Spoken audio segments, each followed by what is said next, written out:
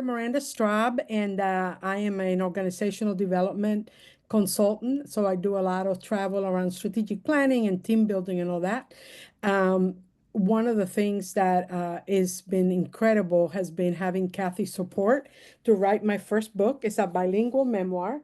It's called Cradle by Skeletons, A Life in Poems and Essays. And, since I'm a poet, it was a perfect way to do that. So it goes from birth into what I thought was the end of my career, which was retiring from a CEO of the Center for Women and Families. After that, COVID came and the governor called, and I became the commissioner for the state of Kentucky.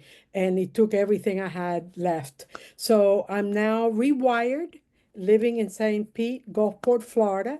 And what this book has done for me, and then I'll tell you my second book, is really, with Cathy's help, give me the discipline to write, with Allie's encouragement to block off writing time and to do that. And that has served me well in regards to that. I also use it professionally when I do keynotes.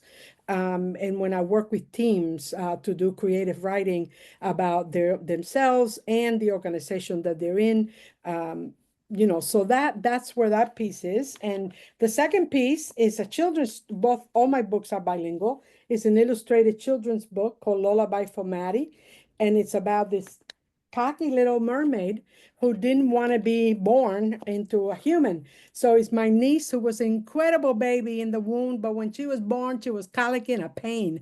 So that's the story. She made her a mermaid, and she's very happy with the dolphins and the whales. And then she comes to Earth, and she hates every minute of it. So I highlight a loving Cuban family.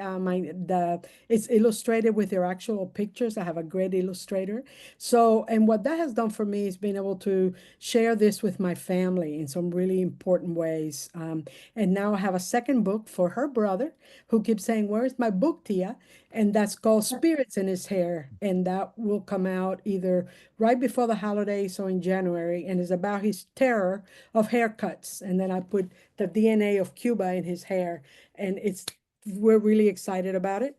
And my second poetry book is coming probably the end of summer.